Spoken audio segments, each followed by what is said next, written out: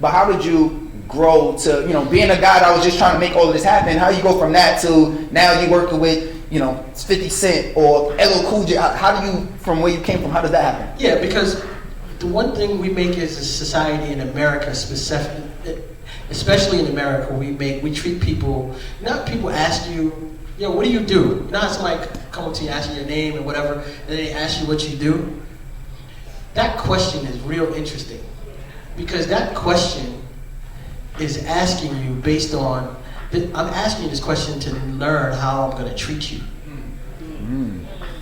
Right? When someone asks you, what do you do? Right?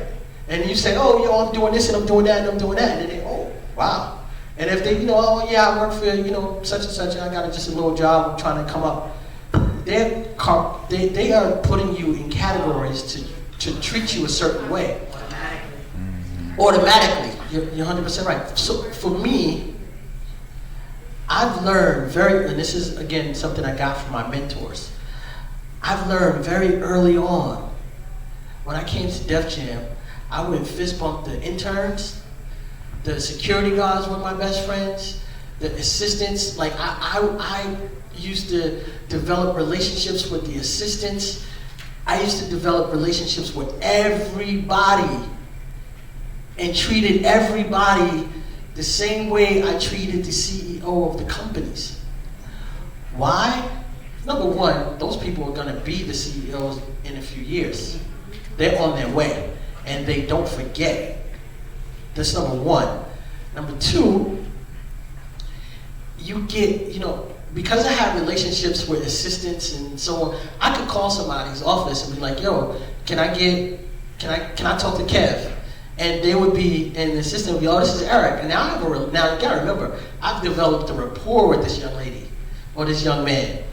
And because of my rapport with them, they would keep it real with me versus somebody who's cold and Kevin's not available right now. Where's Kev at? Eric, he's in a meeting, but he's leaving out in 10 minutes. So if you shoot over here, you might catch him going to the lot. I would get extra information just by being nice to people. Just by, when you go and get your Starbucks, be like, I'm gonna pass by her office. Maybe I'd ask her if she wants a Starbucks too. It's little things that you will be surprised how far that will take you. And that's how you build relationships. So now, today, and the reason why I can work in any record company, and I've been working for myself since 2010, right? This is 2022. I've been working for myself for 12 years. I can walk into any record company in New York, Los Angeles, and London, and walk in it like I work there.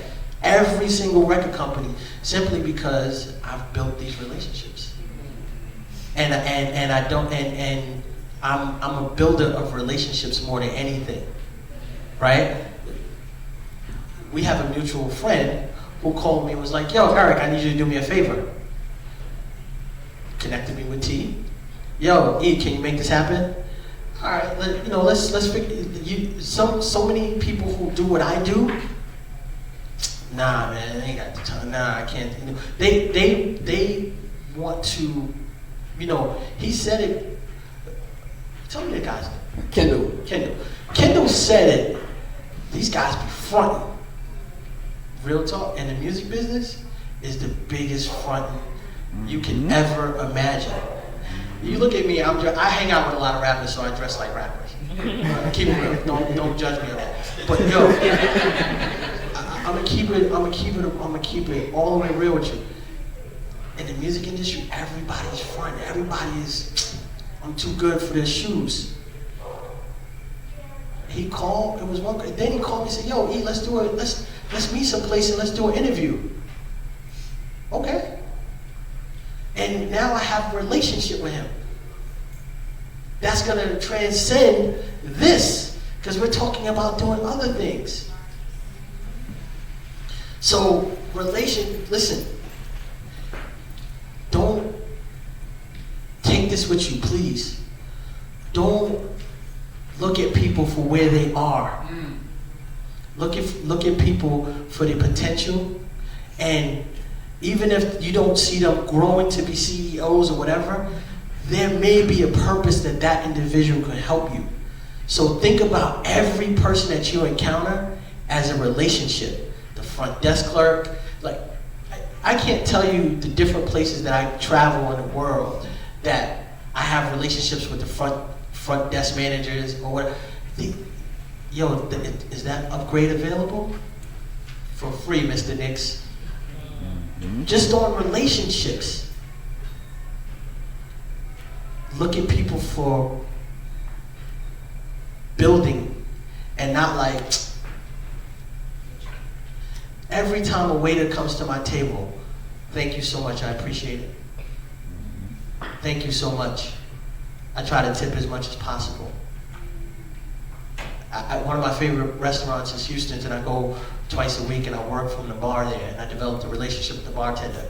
So when I'm going there, sometimes, and if you guys ever been to Houston, you know that bar gets kind of busy. She holds my space for me. Why? Because I've built a relationship with her. Because I'm nice to her. That relationships is everything.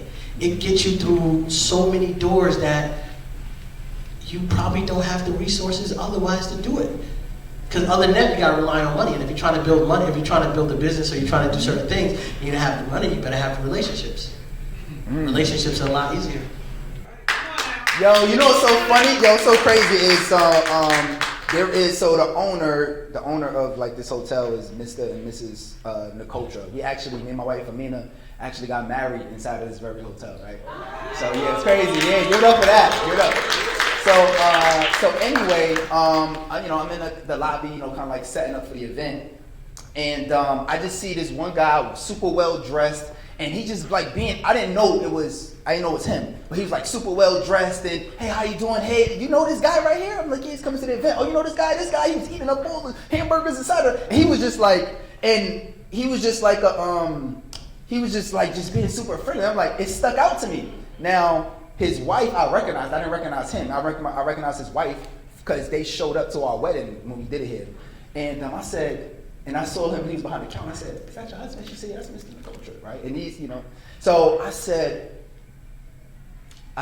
that makes sense. Like, the friendliest person in the hotel was the guy who owned it. And, so now we in here, we doing an event. You better, you know that I'm gonna make sure that is right, just because of the energy that he gave, right? We ain't gonna leave things here, it ain't gonna be looking crazy, right? Everything is, so that's so key, just building those relationships in that kind of way, and you never know how it's gonna manifest. So I really love that. And one other thing too I wanna mention too, and then I got another question for you. Eric mentioned about the relationships that he's building in terms of like the assistants and things of that nature. Who here wants to do speaking engagements at some point, right? You want to go around, travel, do speaking engagements.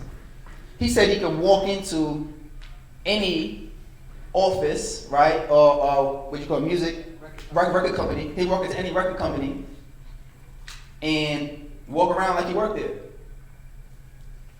You should be able to do that. You should be able to go to any school in your area. You should be able to go to every nonprofit. You should be able to walk in and know the people that are in there. Maybe you volunteered your time. So when he was saying that, I'm like, damn. Build relationships with the places I want to go speak eventually at some point.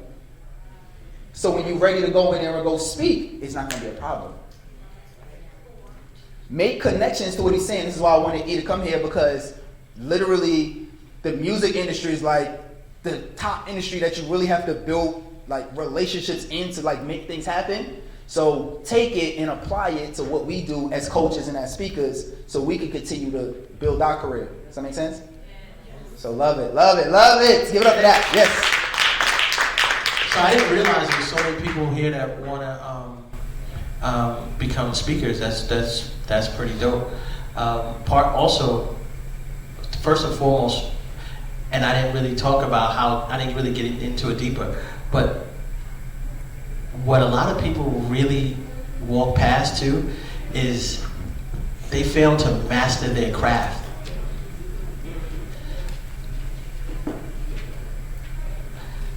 You, as speakers,